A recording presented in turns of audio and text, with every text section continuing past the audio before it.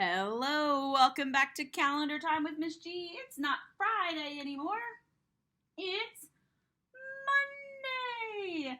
We are in December. It is Monday, December the 7th. Ooh, and if we look ahead at this week, I see the people who celebrate Hanukkah will start celebrating on Thursday. We're actually going to learn about some of the holidays that people celebrate next week. Not this week, but next week. All right, it is Monday. Monday. What does that spell? Monday.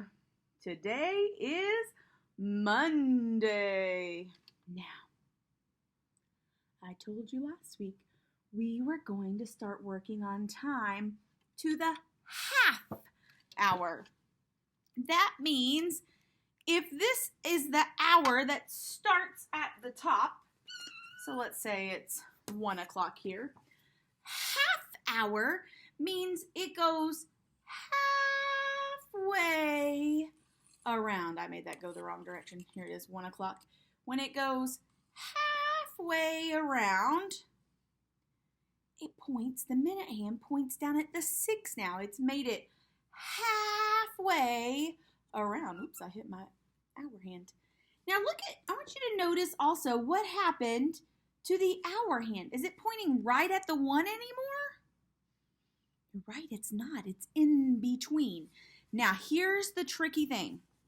When it's the half hour, because the hour that it is from here, this is all the 1 o'clock hour until that hour hand makes it to the 2. So when it's the half hour, it's in between, but it's not to the 2 yet. It's still that 1 o'clock time. So if I was going to show that digitally for half an hour, there are 60 minutes in an hour. So half of that is 30 minutes. So if it's half past, we also say it's 1:30. We can say it's half past 1 or 1:30. When we look at a digital clock, usually we say 1:30. We don't say half past.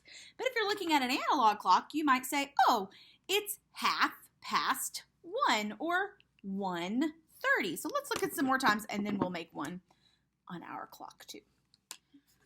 So let's see. Here is our 3 o'clock. So if I make it half past 3, now the minute hand is at the 6. The hour hand is in between that 3 and 4.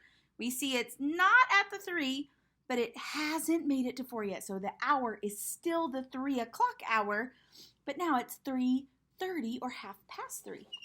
Same, okay, if it's 5 o'clock and the hour becomes half past 5, we can see it's not to the 6 yet, so it's still that 5 o'clock, so it's 5:30.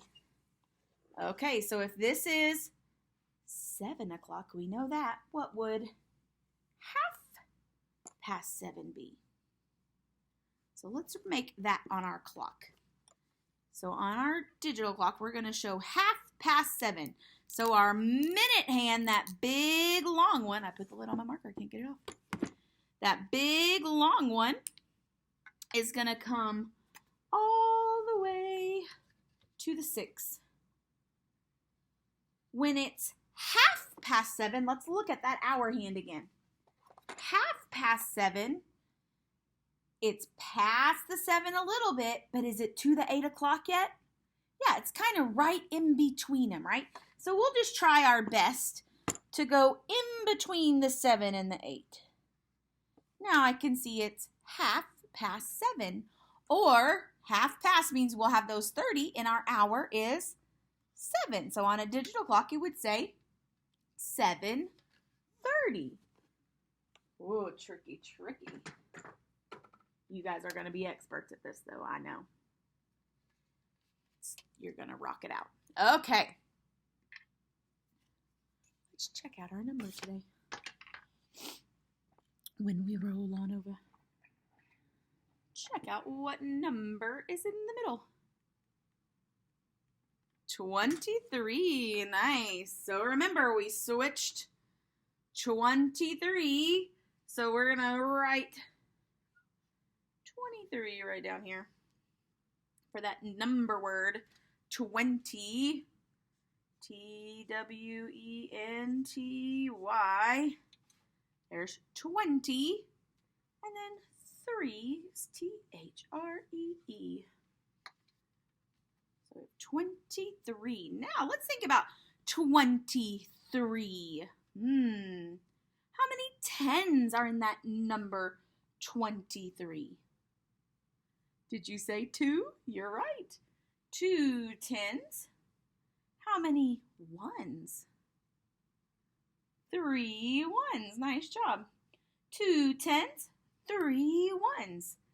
Now, in expanded form, if we want to make it into a number sentence, if I think about 2 tens, that's 10, 20. We can start with that 20, then add those ones.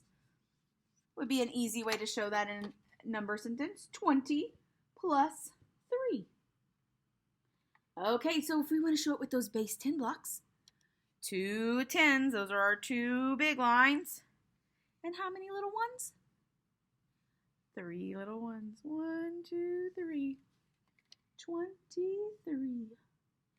Okay. 23.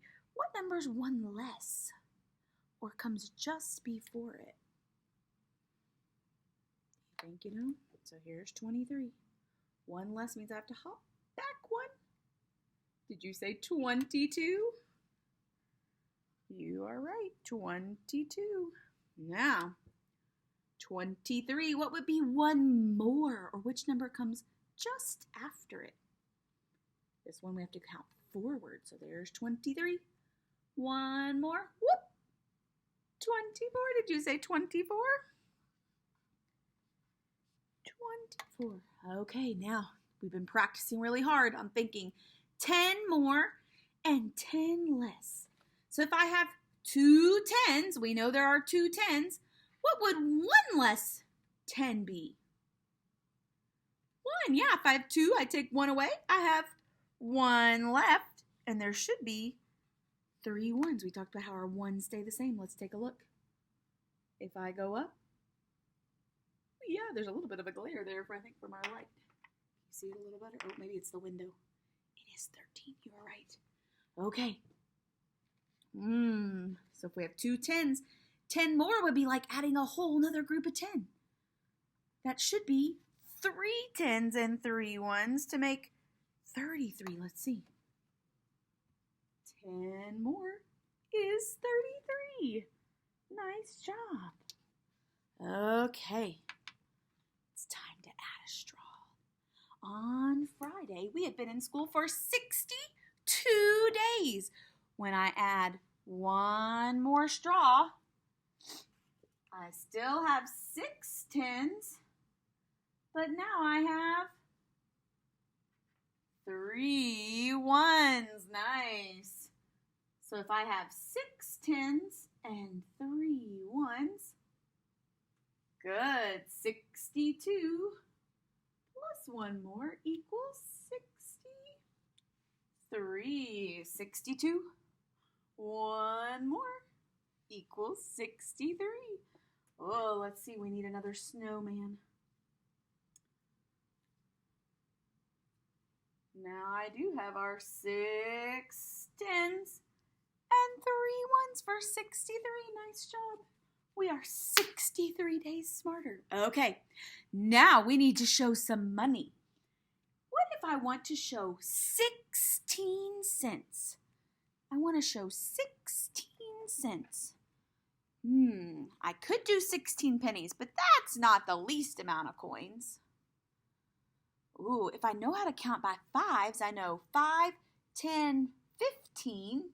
That would be like saying 1, 2, 3 nickels. 5, 10, 15. And then 1 more would be 16.